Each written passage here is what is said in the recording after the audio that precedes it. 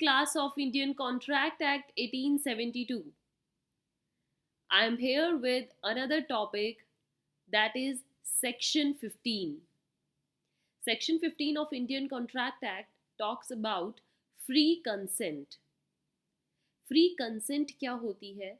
जब आप एक कॉन्ट्रैक्ट में आते हो तो पार्टीज की जो खुद की विश होती है, that freedom, that independent voice should be there in coming into contract. If free consent is not there, then that contract is either void or voidable. या तो वो कॉन्ट्रैक्ट void हो जाएगा या on the option of parties उसको voidable करार कर दिया जाएगा. Now we will see in this section also कि ऐसे कौन से एलिमेंट्स हैं जो कि फ्री कंसेंट नहीं देते हैं, and one among them is coercion. So my dear students, today's session is completely depend on discussing what is free consent, and then we will discuss coercion. Let's start our topic.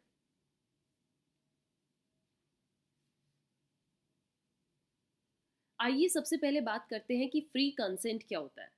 This is an essential requirement of valid contract under section 10.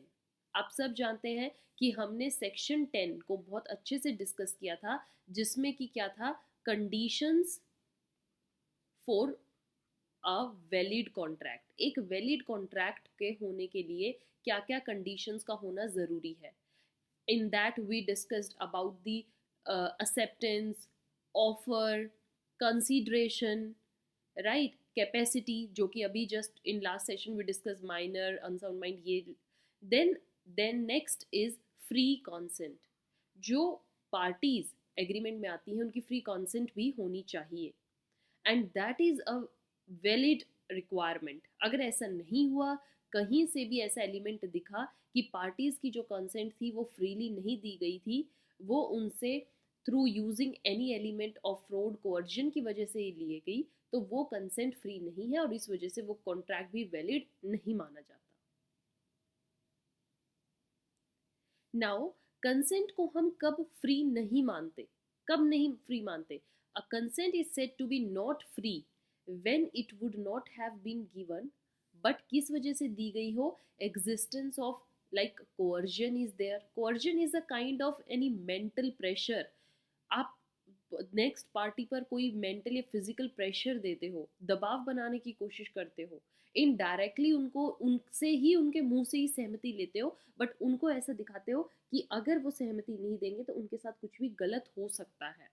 That is coercion. Undue influence, कि आप एक ऐसी relationship में हो जिससे कि आप दूसरे पार्टी के कंसेंट को चेंज कर सकते हो, तो undue influence is there. The next is if there is element of fraud is there. Fraud तो बिल्कुल दिखेगा ही दिखेगा. मिस रिप्रेजेंटेशन इज देयर, कि आपने जो अपनी पर्सनैलिटी है उसको कम्प्लीटली मिस रिप्रेजेंट करके दिखाया है, या फिर बाय मिस्टेक. तो ये 5 ऐसे एलिमेंट्स हैं जिनकी वजह से एक कॉन्ट्रैक्ट के अंदर जो कंसेंट है वो फ्रीली नहीं मानी जाती और इस वजह से वो कॉन्ट्रैक्ट भी वैलिड नहीं माना जाता. Now my dear students, let's come to one by one these elements. In today's session we will discuss section 15 which says about coercion. Coercion को हम अच्छे से डिस्कस करेंगे, क्या होता है, कैसे ये एलिमेंट प्रेजेंट होता है कॉन्ट्रैक्ट एक्ट में with certain case.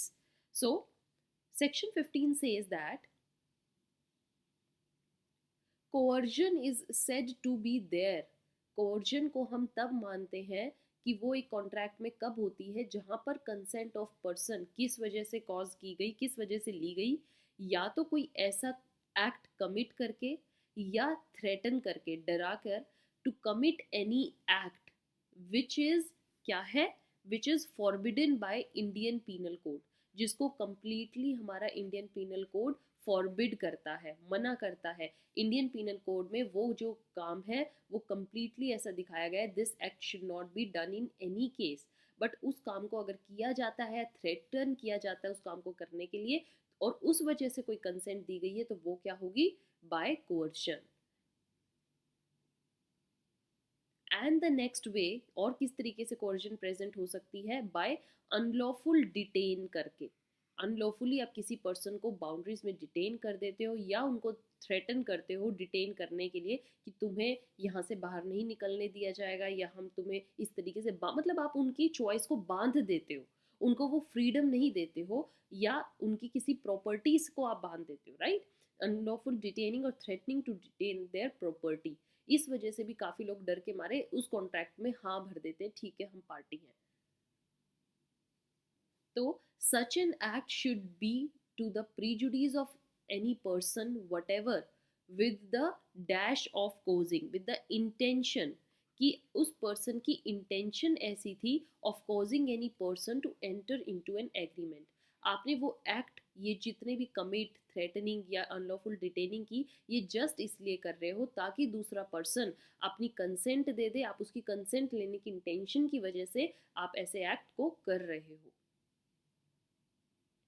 Then my dear students, for coercion it is not necessary कि वो काम Indian penal code should be applicable at that place, वहाँ पर इंडियन पीनल कोड ही अप्लाई हो where the consent has been so caused. Coercion के लिए it is also not necessary कि जो कोर्जन है should proceed from the promisor, कि वो सिर्फ प्रोमिसर से ही आए to the promisee. Any third party भी दूसरे प्रोमिसी को ऐसा डर दे सकती है जिसकी वजह से प्रोमिसी प्रोमिसर के साथ कॉन्ट्रैक्ट में आ जाएगा। तो ये दो चीज़ें याद रखनी है। इट्स नेवर नेसेसरी कि वो काम इंडियन पीनल कोड के द्वारा ही बंद हो। अगर वो काम ऐसा है कि वो strictly against the natural justice है तभी भी हम उस कंसेंट को कोर्जन मानते हैं। And it is also not necessary कि प्रोमिसर द्वारा ही वो डर या वो थ्रेटन या वो एक्ट डिटेनिंग का प्रोमिसर के द्वारा ही दिया गया। No, any it could be any third person also, agent of promisor भी हो सकता है। ओके, प्रोमिसर खुद ना जाके प्रोमिसी के सामने अपना अच्छी पर्सनालिटी दिखाना चाहता है बट वो किसी और को भेज देता है कि जाके जब प्रोमिसी को डरा।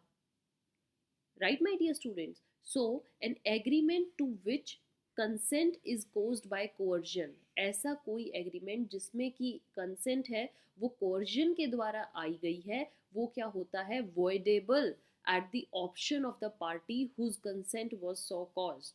जिस पर्सन की कंसेंट ऐसे ली गई है वो कोर्ट में कह सकता है कि मैं अपनी कंसेंट वापस लेता हूँ, मुझे इस एग्रीमेंट में नहीं आना, मुझे डरा धमका कर ली गई थी इसलिए मैं इस कॉन्ट्रैक्ट में नहीं रहना चाहता। तो उसकी ऑप्शन की वजह से वो कॉन्ट्रैक्ट क्या हो जाएगा, वॉइडेबल हो जाएगा। हाँ, अगर वह अपनी आवाज़ नहीं उठाता है, वो दबा ही रह जाता है और वो कॉन्ट्रैक्ट में एज अ पार्टी बने ही रहेगा, तब कॉन्ट्रैक्ट को कोई नहीं हटा सकता, then it is a valid contract. वो वॉइडेबल तभी होगा जब वो पर्सन अपनी आवाज़ उठाएगा और वो खुद बोलेगा कि he don't want to remain as a party. तो उसकी ऑप्शन पर डिपेंड करता है whether he want to continue that agreement और he want to step back. I hope you got this. Next is it is not merely voidable under section 19, मतलब हम आगे अभी ये सेक्शन 15 है, जब हम सेक्शन 19 करेंगे तो हमें पता लगेगा कि वॉइडेबल होते हैं ये agreements, but it is also voidable under section 72 of same act. Indian contract act में सेक्शन 72 भी ऐसे कोर्जन के एलिमेंट की वजह से जो एग्रीमेंट होता है उसको क्या कहता है, वॉइडेबल होता है। और उसमें क्या बात बोली गई सेक्शन 72 में, if some money has been paid or things delivered by mistake or under coercion, it must be refunded or returned। या तो वो मनी रिफंड की जाए या वो प्रॉपर्टी या कोई थिंग है उसको रिटर्न किया जाए। तो इस चीज़ें ये क्या है, उसको रिफंड, रिटर्न या आप रिपेयर भी बोल सकते हो, ये सब चीज़ें ऐसी होनी चाहिए। You can not do wrong with another person just due to the element of कोercion। Right, my dear students, now for your better understanding, here I am with two more case studies ताकि आपको अच्छे से समझ आए coercion element क्या होता है। Let's discuss them. In Ranganayakama versus Alvar Setit, Ranganayakamma and Alvar Setit case study में क्या था, हस्बैंड की डेड बॉडी थी, husband's dead body was not allowed to remove, उसको उठाया नहीं जा रहा था या उसको उठाने से मना कर रहे थे from the house for cremation by the relatives until the widow adopted a boy. मतलब विडो के ऊपर प्रेशर दिया जा रहा था कि ये तेरे हस्बैंड की बॉडी यहीं पर ही पड़ी रहेगी, इसको जब तक क्रीमिनेट नहीं किया जाएगा, जब तक कि तू कोई एक बॉय है कोई उसको अडॉप्ट नहीं कर लेती। तो ये विडो के सामने ऐसे कोर्जन मतलब दबाव दिया गया, मेंटली प्रेशर। और ऐसी सिचुएशन में विडो क्या करेगी? अगर आप देखो helpless women, what she will do, she will either say yes okay I adopt this son, मैं इसको मानती हूँ, ये मेरा अडॉप्टिव सन हो गया, अब वो प्रोसेस को जारी रखेंगे। तो यहाँ पर क्या बोला गया, जो ये एडॉप्शन थी वॉज नॉट बाइंडिंग, ये विडो पर बिल्कुल भी बाइंडिंग नहीं है। कानून ने इसको कम्प्लीटली रिजेक्ट कर दिया इस एडॉप्शन को, एज क्योंकि यहाँ पर उसकी जो कंसेंट थी वो कोर्जन के थ्रू ली गई थी। अगर उसको फ्रीली ऑप्शन दिया जाता कि तुम्हारी मर्जी है, तुम अडॉप्ट करना चाहती हो या नहीं, तो ये बात सही होती, बट उस पर एक मेंटली प्रेशर था कि हस्बैंड की डेड बॉडी नहीं क्रीमेट होगी। Okay, then another case was, my dear students, Cheekam Ameerji versus Cheekam Seshamma. इसमें क्या बोला गया था, इट वॉज हेल्ड कि अगर कोई थ्रेट ऑफ सुसाइड दे रहा है कि मैं मर जाऊंगा, तुम जल्दी से इसको हाँ करो, या मैं सुसाइड कर लूंगा, तुम्हें हाँ करनी होगी, this is also a coercion, ये भी कोअर्जन है। अगर नेक्स्ट पर्सन ऐसे किसी भी सिचुएशन में अगर अपनी कंसेंट देते हैं तो उस कंसेंट को फ्री कंसेंट नहीं माना जाएगा, बिकॉज यहाँ पर भी कोअर्जन ऑफ एलिमेंट है। Right, my dear students, so with this the session of this free consent is over. I hope you understood what actually is free consent, how it is given, and what is the element of coercion. Section 15 we discussed here. PDF of this is available on Telegram, you can go and search it there. Till then, stay tuned, keep following, keep watching. Thank you.